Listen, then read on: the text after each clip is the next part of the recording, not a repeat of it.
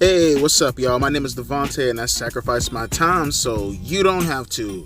So I see a little small debate on Twitter going on right now in regards to Cody Rhodes and his position in AEW, and that caught my attention to see how everybody is apparently sourcing or citing this interview between him and Chris Van Vliet, which, by the way, that interview is up on YouTube if you want to go check it out.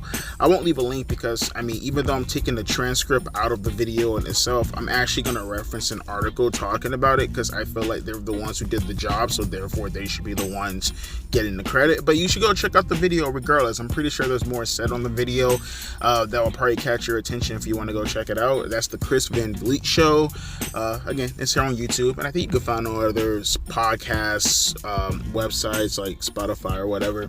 But here, check this out. So I'm going to read this article for you. Typically, I don't read out context. Like I like to just go directly to the actual transcript in itself as far as the quote, but I feel like I have to read some of the context for you guys so you can have a better understanding as to how this question was even set up or how we even got to this point.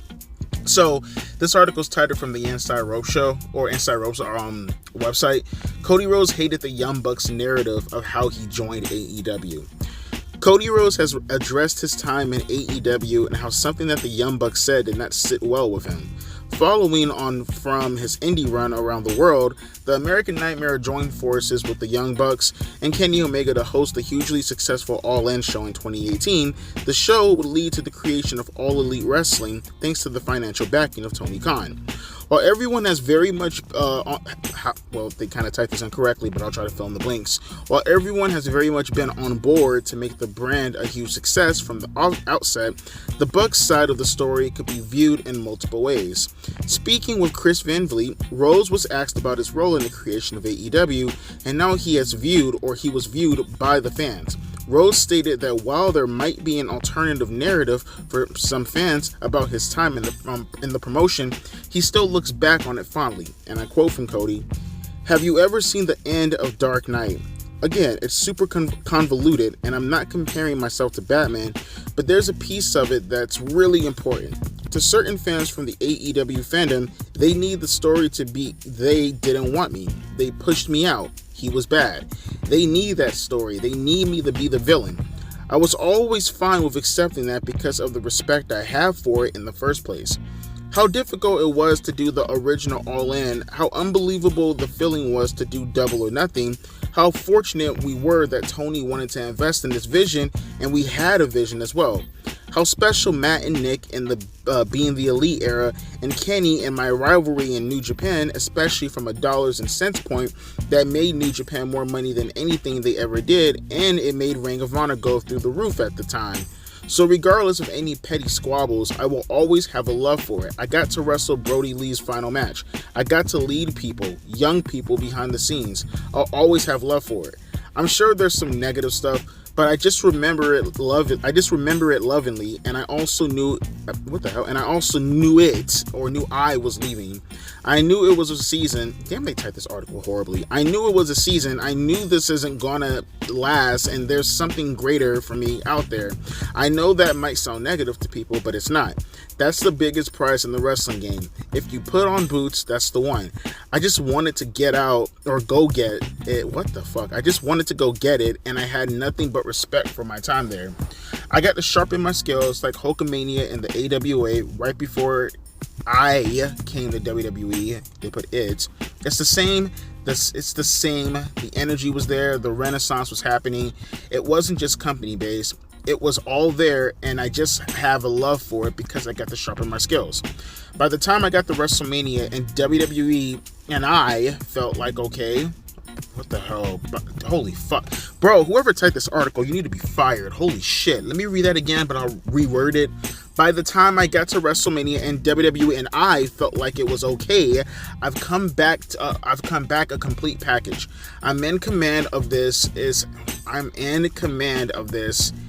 how the music goes. I'm sorry, folks. This is how they typed the article. I'm in command of who the American Nightmare is, and I can... Holy shit. And I can know that and understand it better than a writer or producer.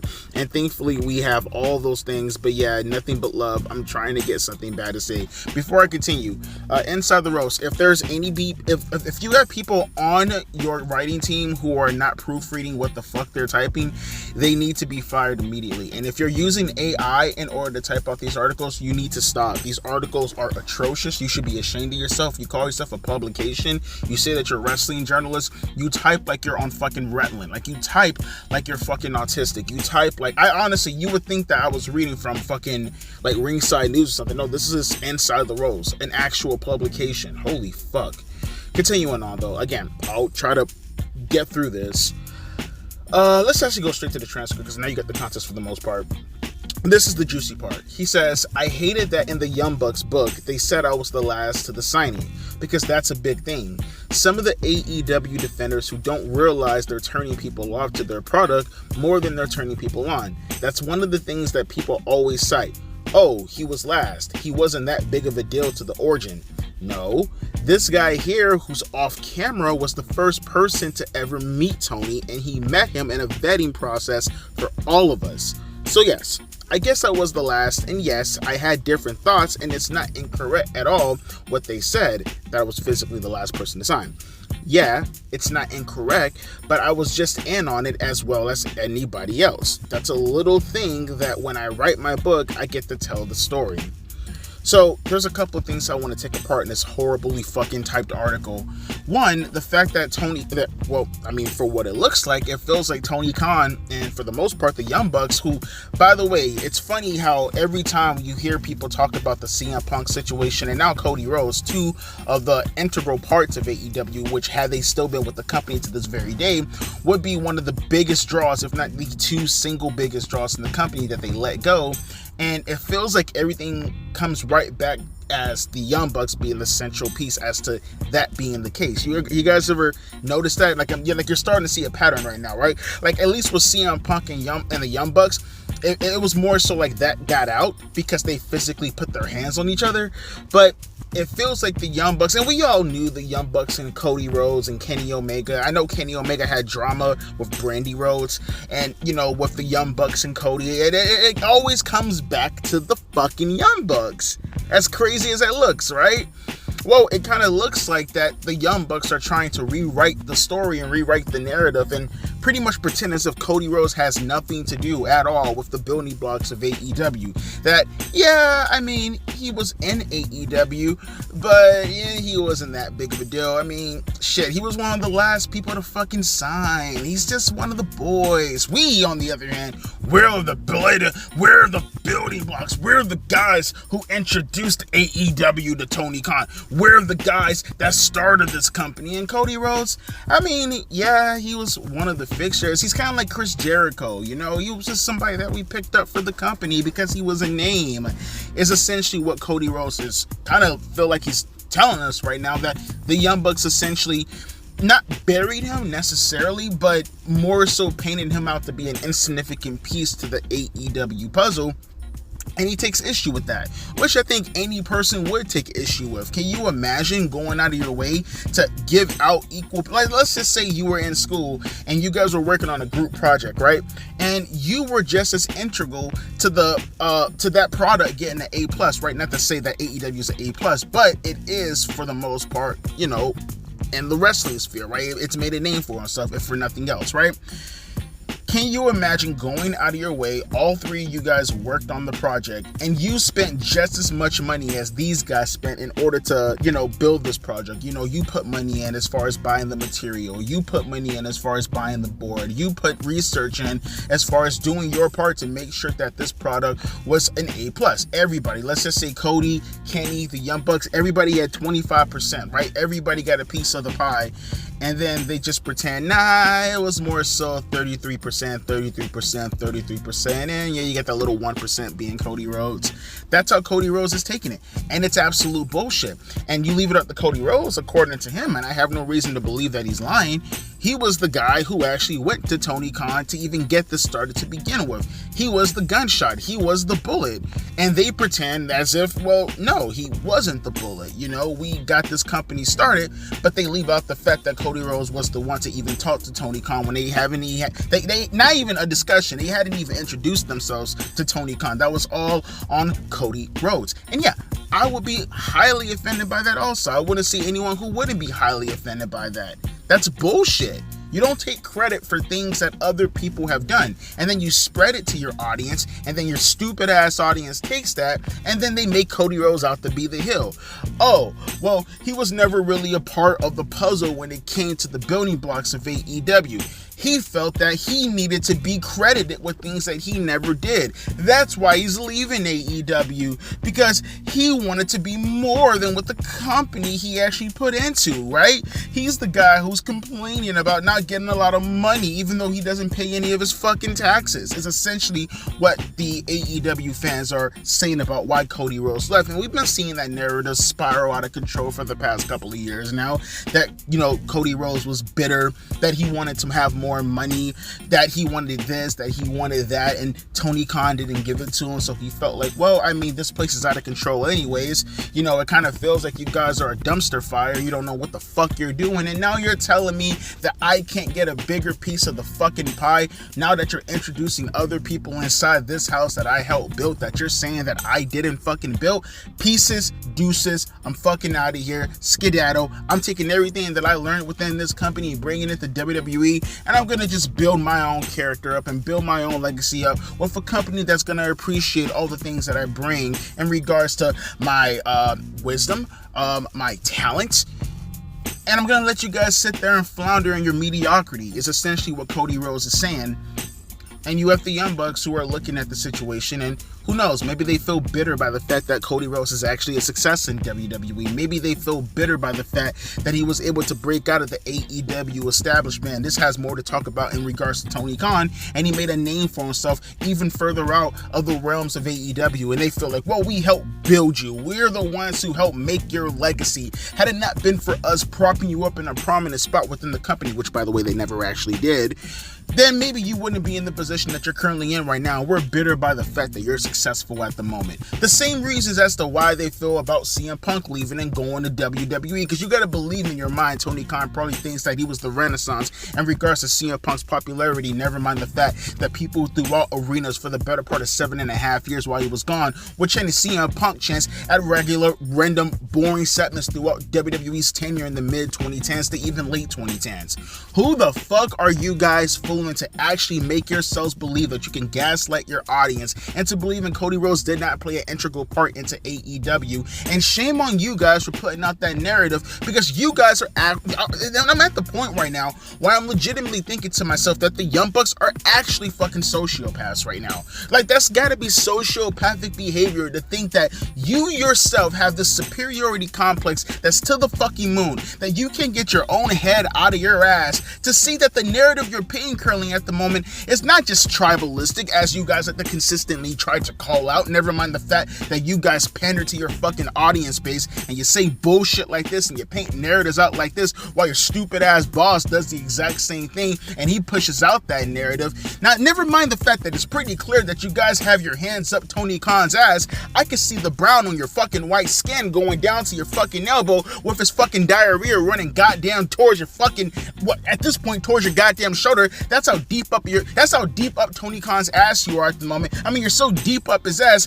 you ran off Cody Rhodes and you ran off CM Punk while you guys sit there and pretend that you're actually building something within AEW when in reality, you're part of the problem as to the decline of AEW currently at the moment. I mean, there's so much shit that you could say about this company, but it will never cease to amaze me how much of a fucking mark Tony Khan is, that he has allowed the Young Bucks to really run this company. I mean, really, that's what it is at the end of the day, right?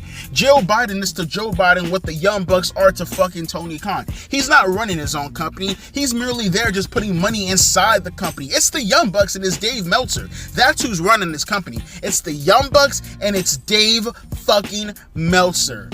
They're the ones who are legitimately making the decisions within the company in itself. It's just Tony Khan who happens to be there, sitting there with his hands all crossed, with his legs all crossed, going, please tell me more, sir. Let me know what I can do in order to, show some money out to some of your good friends out there on the indie circuit, which, by the way, if WWE was the only town around at this point, they wouldn't even make $80 on the NXT show as a fucking jobber. Please tell me how I can put them in a big program and somehow get them, on our main program on Dynamite to promote the next pay-per-view where I can make them a fucking champion. Tell me what I should do. Should I give them 25 minutes against some random superstar in the middle of a fucking, rivalry that's currently going on right now? Let me give them 25 minutes on our main show, break away from the actual story that's going on with this guy and this guy in order to promote this match, even though literally has no connection whatsoever, but they can have a good match. The Young Bucks, please tell me how to run my own fucking company. And to make matters much worse, you have the AEW fan base who eats all this shit up. You see what Cody Rhodes said. He has every right to go after their toxic fan base. Because for as much as you want to say about the WWE fans, like I said, never take the minuscule number that happens to be online on Twitter as the entire WWE fan base. Let me tell you what, WWE, just by looking at their YouTube numbers alone, has over 100 million fans worldwide. I can tell you 1% of that is a representation of the WWE fan base. I can outright tell you that the arguments that you see from the WWE dunderfucks on Twitter, on Instagram, or whatever fucking social media platform, that's a small, minute baby dick percentage of what the fuck goes on within the audience, within WWE's fan base. But I can outright tell you right now that the AEW fan base as a whole, they preside on the internet. If you want, there is not I can tell you right now, if I had to guess the percentage of AEW fans who happen to be terminally online at the moment, not just passerbys or anything like that, I mean legitimate AEW fans. The WWE, they don't even have just fans, they have generations of fans going all the way back to the 1940s, if you want to go that far, when they were doing the fucking Capital Wrestling organization, the Capital Wrestling shit, when it was Toots Mon and fucking Vince McMahon Sr. Hell, Jess McMahon at that point, if you want to go that far back, they have fucking generations of wrestling fans going back damn near 100 years. I can tell you, one small percentage going out of their way to argue with the fucking dorks of AEW and shit like that, creating legitimate tribalism, does not speak for the WWE brand as a whole. But the AEW brand as a whole is not even just the tribalism from the fans in itself, which, by the way, I don't mind tribalism. I don't care. I spoke about this plenty of times before in the fucking past. But don't pretend as if, tribalism, called out, when you guys, your entire fucking fan base not only fucking relies on the tribalism in order to fucking engage any wrestling fan to even know what the fucking AEW is, your entire fan base is the fucking internet. They're the ones causing all the trouble from the AEW side. For as much arguments as you make for WWE, that's just a fraction compared to the entire fucking fan base of AEW terminally being online, making a fucking mockery out of the company by consistently making exaggerated claims along with their stupid ass founder, making stupid ass remarks in regards to comparing angles versus WWE angles, making dumbass remarks in regards to the wrestlers and themselves, and just overall being just as toxic as the WWE fans. But again, that's your entire fan base versus a fraction of the WWE fan base. But you wonder why. You have people right now legitimately running around saying that Cody Rhodes was a toxic person. Just like how they said CM Punk was a toxic person. And maybe that might be true about it, Cody Rhodes. Maybe Cody Rhodes was one of the people who wasn't, complying with Tony Khan or his standards. In the end of the day, Tony Khan happens to be the boss. And yes, you should probably follow his rules. But guess what? Cody didn't want to follow his rules. So you know what he did? He has his independence and he went away and he did his own fucking thing. He's allowed to do that just as much as he's allowed to listen to what Tony Khan wants to fucking put across him. But guess the fuck what?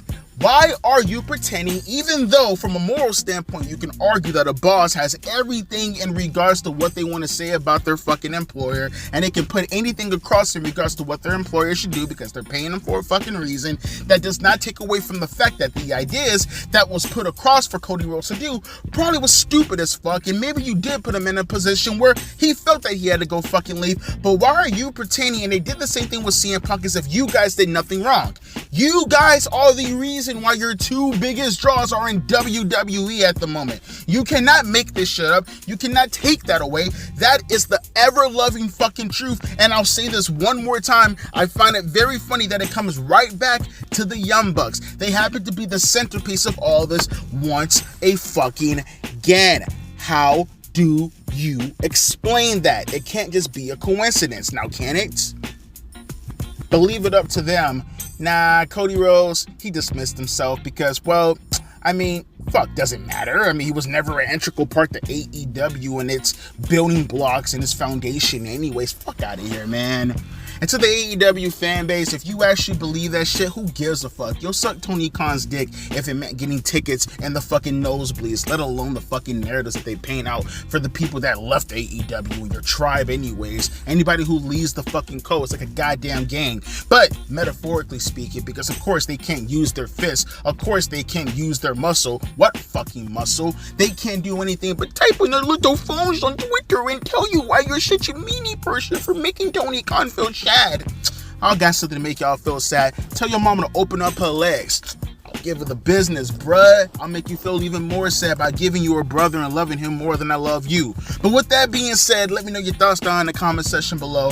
How do you feel about this whole situation in regards to Cody Rhodes? Do you believe that we should go skibbity to people to Inside Rhodes for making us read that terrible fucking article? Do you also believe that the Young Bucks are always in shit and no one ever questions what the fuck and how the fuck do they get away with this shit? Well, we know how they get away with this shit. We know what they do to get away with the shit. Clearly they have pictures of Tony Khan somewhere doing something that he should have been doing, and I want to see those motherfucking pictures, because otherwise I got no legitimate explanation how the fuck the Young Bucks can keep getting away with the narratives that they did this and did that and ran off this and ran off that and legitimately still get top positions within the company while still being EVPs, which, by the way, just a reminder, Kenny Omega and the Young Bucks, don't let them fool you. They got their fucking task taken away from them. They're no longer EVPs. They're just that entitled. Oh, really? They're just that entitled? Well, according to them, they can just write whatever they want to write in books, and that just gets put across like it's nothing. And Tony Khan doesn't, reprimand them for just basically fucking lying. But yeah, of course, yeah, totally, yeah. You keep believing that. You keep believing that. I mean, us fans outside of the AEW bubble is gonna laugh at you because we don't believe anything that you fucking say. But you AEW fans, again, I mean, fuck, you know how Tony Khan's dick tastes. I have no clue how his dick tastes, and nor will I ever know how his dick tastes. But you keep doing that, and you keep enjoying that. Suck it like a pacifier, if you will. Just don't come crying to me when your company eventually burns to the ground, because, again, you guys stuck in your bubble with a gasoline in your hand wondering why the fuck is the place on fire when it's leaking on the floor and you won't even look fucking down.